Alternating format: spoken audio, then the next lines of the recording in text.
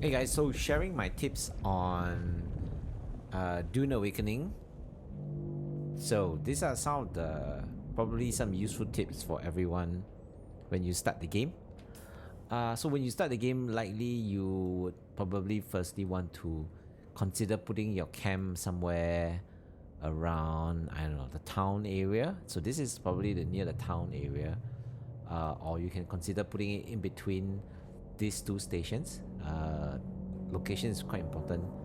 I would say at the beginning, don't worry too much about water. Just drink the dew and then slowly build up your camp.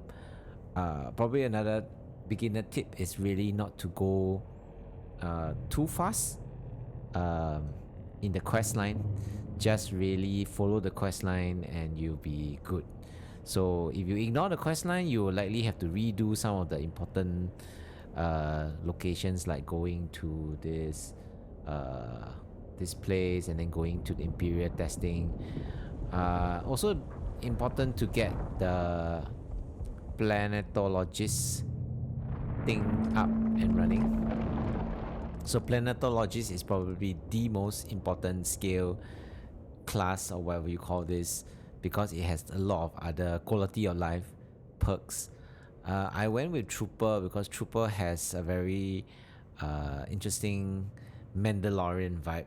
So yes, Trooper is kind of good, and of course this one, Planetologist, will really help you in terms of your resourcing, regen, bonus yield, and so on. At the beginning, I think it's important to note that you probably don't need to go all the way up north here that fast.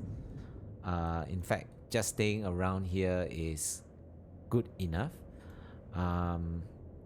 And considering moving of base, if you're going to move your base, only do so when you have your so-called mode of transport. And actually, unlike Fortnite and all the other games, taking care of your bike is super duper important, because it actually will save you from the big massive worm. And I would also recommend to have the sand bike booster. It really gives you a lot of boost, way a lot of boost. Next tip is on identifying locations. It can be a super hassle, so I would recommend to use the handheld resource scanner. So with the resource scanner, when you scan, you actually get to see resources, and here you can see all these little water marks. These represent human beings, whereas if you scan and you just see the blue water, that's just true water source. One of the important things that you likely need to get is this thing called the blood extractor. So of course the normal one is okay. The level 2 one is awesome. Once you get the level 2 one and you get the medium sack coupled with the improved blood purifier, your water supply is almost unlimited. Way too much. Blood supply almost unlimited. Way too much. You probably don't need the Dew Reaper, but up to you. It's just an additional tool when you run out of water when you are out scavenging. Other than that, I think in terms of guns, I would say don't throw them away. No matter how broken they are, just keep them, because in the event that you get eaten up by the worm or you lose your stuff, at least there is some spare that you can actually use. And actually this actually lasts very long, right? Very long. Another interesting tip is when dealing with people with shield, you would actually grab them first, and then let's see, when you deal with people with shield, what you do is you grab them first and then you stab them.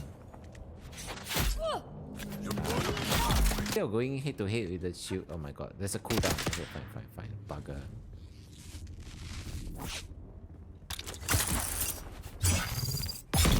That was what I was trying to demonstrate.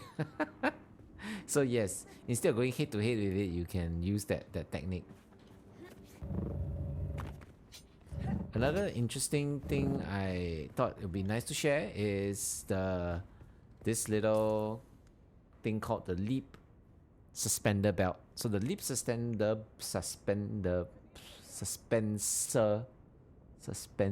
belt coupled with the power pack essentially lets you fly. So let's see. So first you will do this thing called a hook on the ground, and then you will leap. Right, so let's see, right? So you will shoot the ground, and you can literally leap all the way up there. Okay, if the angle is right, you can literally be flying in most of your adventures. So apart from scaling, the reason why the claw is super duper good is because it acts as a fall. It's like it helps you to bring your fall. So for example, right, if it's like that, you can use this to break your fall. So it's a little bit of a switching technique, but it helps you to break your fall. What other tips are there? I guess med kits will be, health kits would also be very important to craft as well. Plant fiber, just keep stock of a lot of plant fiber, because as you progress further on, you will need a lot of med kits out there. What else are there to share? Okay, so yeah, remember I did talk about keeping your bike as well, and yeah, that's much all of it. So anyway, thanks for watching, and I'll see you in the next one. Bye.